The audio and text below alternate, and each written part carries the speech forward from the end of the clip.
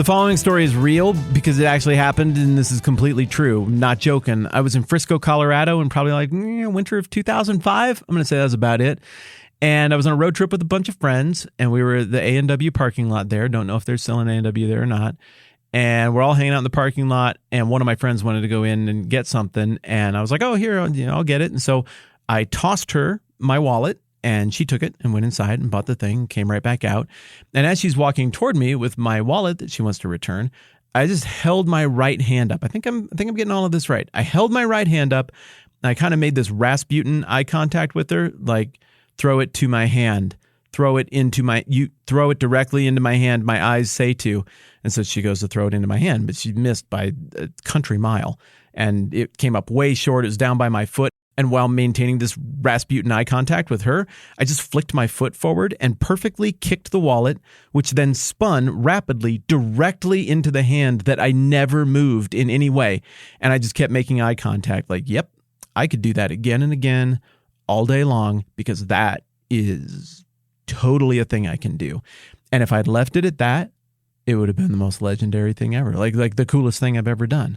But this little voice inside my head was like, yeah, that was really cool, but you need to look over there to see if everybody else saw it, because it's only sort of cool if just one person saw it, but it's super cool if everybody saw it. And this other little voice inside my head is like, don't do it. It doesn't look cool if you look over there, because then everybody can tell that you care. It has to seem like you don't even care that just happened. Then it's legendary. And I wrestled with it for a minute, but I just couldn't help it. I had to go and look at everybody else, and I looked over there with my eyes up like, did you guys see that? Did you guys see the thing that I did? Like the puppy tail wagging and everything, and they were all like, yeah, it was cool. But in their hearts, they were like, it would have been a lot cooler if you hadn't looked over at us. You get it. We're humans. We all want to share our cool glories with each other and get whatever little bit of even goofy social cred that we get out of those kind of victories that happen in life. And I think that's cute and harmless when you're talking about sports or board games or just bumming around with friends or whatever. Something quirky happens. That's great. That's how you get to have war stories with friends, and it's awesome. But it's tacky and it's gross when it happens at church. When you take things that are supposed to be like honest and intimate between you and God, then instead you kind of flip it around to make sure that everybody noticed. So you get like some Jesus bucks in the mind of everybody else and religious credibility with them because look how good at religioning I am. It's gross. And if you've been around church, you've probably at some point succumbed to the external or internal pressure to play that little game. And if you're anything like me, that goes in that bucket you keep in the back corner of your brain where you lodge all of the grossest, most not self-aware, embarrassing memories that you have.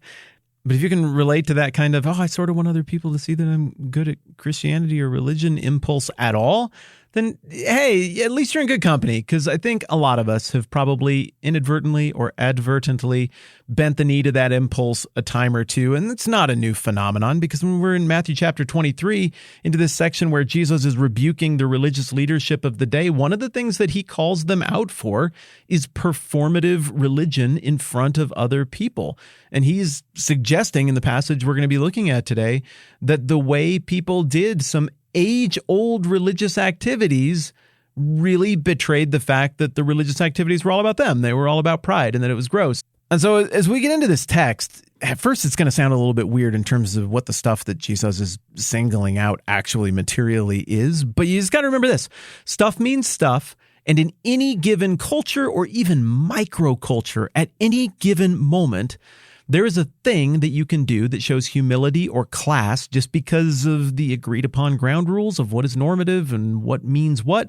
And there's another thing that you can do that would demonstrate not class and pride. Beyond the really overt ways to demonstrate pride and superiority, there are also all sorts of little subtle ways to just twist the knife and just remind people of what their place is and your place is. Well, apparently there was such a microculture here in the first century in Jerusalem amongst the religious leadership and the people who observed the religious leadership, where you could do certain religious activities in a way that demonstrated humility, but you could also do those exact same religious activities in another way that demonstrated unending pride. So in Matthew 23, I'm just going to pick it up from verse 1, even though we already kind of looked at the first couple of verses.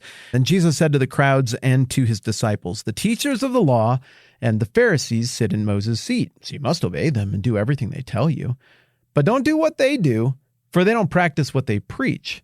They tie up heavy loads and put them on men's shoulders, but they themselves aren't willing to lift a finger to move them. Now we get into the new stuff. Everything they do is done for men to see. They make their phylacteries wide and the tassels on their garments long. They love the place of honor at banquets and the most important seats in the synagogues. They love to be greeted in the marketplaces and to have men call them rabbi. It's not hard to see what the accusation is here. He's saying your religious leaders are frauds. They love their positions. They love what they get from these positions, and everything they do is done for men to see. If they're praying, in keeping with what Jesus said about prayer all the way back in Matthew, what is that? That's got to be 6? Yeah, 6. Like the conversation we were overhearing the other day between Pharisee Jeff and his good listening friend Mike. The prayer that Jesus is criticizing in the Sermon on the Mount, when he says, when you pray, don't be like the hypocrites, for they love to pray standing in the synagogues and on the street corners to be seen by men. I tell you the truth, they've received their reward in full, but when you pray instead, go and do it quietly and discreetly. He's banging the same drum there. The difference is that in the Sermon on the Mount, people didn't really know what to make of Jesus yet. The Pharisees weren't exactly sure why he was a threat yet. And the Sermon on the Mount, Matthew chapters 5, 6, and 7, starts with there were a bunch of crowds and Jesus went up on a mountainside and sat down. His disciples came to him and he began to teach his disciples. The Pharisees during that speech are just bystanders at the fringes of the conversation listening in. And I'm sure that they picked up on that's exactly how we pray. And I'm sure quietly they were muttering to themselves, like, we don't do that to impress men. That's nonsense. We're just very, very, very good at prayer. And if people happen to be inspired by that, well, then I think that's just a little bit of bonus that comes from our quality individual spiritual lives that just happen to play out in front of lots of people. So I say again, it's not hard to figure out what he's doing because Jesus has pointed out this problem before. What's unique about what we're getting now in Matthew chapter 23 is that it's in front of everybody and he is naming the exact people who are getting this thing wrong. And he's doing so at their home base. This is a willful, intentional attack on their authority. And he is absolutely trying to call who these leaders are into question in the minds of the people they influence. Which brings me to a fork in the road. Do we go and talk more about phylacteries and how all of that works? Or do we go and look more at the Bible context? We're going to do more of the Bible context because as I was sitting down and getting ready to do this thing, I was like, oh, this reminds me of that one other verse from another one of the Gospels where the teaching is about, like, if you go and you're sitting at like a table, you should not go and try to scramble for the seat of honor. Ooh, that's going to be a really good connection. Which one is that?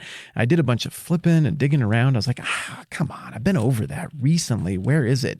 And finally I found it. I'm like, oh, it's in Luke 14. I'm so good at Bible. People on the internet are going to be so happy with all of my hard work. And then something catches my eye over here in the margins of the Bible that I'm reading from right now. And there's just a note directly right next to this that says Luke 14 is like a passage you should go and look at because it talks about the same thing. So I perhaps don't bring as much value to this relationship as I sometimes like to imagine that I do, but let's go look at that passage anyway. In Luke 14, Jesus is eating in the house of a really important Pharisee, and he gives a bunch of teaching in there. And one of the things that he says is verse 7, when he noticed, he being Jesus, how the guests picked the places of honor at the table, he told them this parable. And this is an oft forgotten one, but it's a good one. When someone invites you to a wedding feast, don't take the place of honor, for a person more distinguished than you may have been invited. If so, the host who invited both of you will come to you and say to you, hey, give this man your seat. Then humiliated, you will have to take the least important place, because the implication is that'd be the only one that's left. But when you're invited, take the lowest place so that when your host comes, he will say to you, friend, move up to a better place. Then you'll be honored in the presence of all your fellow guests. For everyone who exalts himself will be humbled, and he who humbles himself will be exalted. Aha! And thusly, this little nugget, this little portion of this public rebuke that we're looking at today in Matthew chapter 23 comes more into focus in terms of the motifs that this is drawing on. It's not just completing the theme of don't pray like a punk in public and don't do all of your religious stuff to impress people. It is also playing on that theme of first will be last, last will be first that came up so much just a few chapters ago before we got to Jerusalem. And so in Jesus' mind, and for the attentive audience member, this rebuke about these fancy religious things, the phylacteries and sitting at the places of honor and being greeted in the marketplace and having the title and all of that business, it is meant in the mind of the reader and in the mind of Jesus, who is saying it, to be connected to this first, last, first motif, meaning that your value and your standing, your station in everything is a product of a God you could never actually truly please by your own awesomeness, because this God has an unlimited reservoir of awesomeness, and any awesomeness you could produce anyway would ultimately be a credit to said God, because he made you and all things. If you understand that God is the maker of all things and that he's the king of everything and that you're not, the humility, it's logical. It's also shrewd. It's the only thing that makes sense. It's the only play that makes sense. So then, if that is the only response to the nature and character of God, given who we are, that makes sense, it would indicate then that the Pharisees don't understand the nature and character of God. So in the same way that I kicked a wallet into my hand and thought I was pretty awesome about it, and I had the option, even though I thought I was awesome inside, I could have just left it inside. I could have just left it at that. I didn't need to say it. I didn't need to act on that impulse about my misconceptions about my own greatness, but I couldn't help it. My goodness, can I relate to these Pharisees? This public rebuke that they are receiving is meant to be a cautionary warning to the rest of us who are not thankfully named in this rebuke. And I think if we're reading this right, given the context we've jumped around and looked at here, it's not just like, hey, don't act cocky. I think the fuller cautionary warning here is when you are so confident in your own awesomeness that you are absolutely fine with that leaking out in front of everybody to impress everyone with just how religious you are and just how lucky God is to have you, you probably don't even actually understand the God you're talking about at all. And that's a sad and dark and lonely and embarrassing place to be in. Thank you for spending time with me. I appreciate you. I'm Matt. This is the 10-Minute Bible Hour podcast. Let's do this again soon.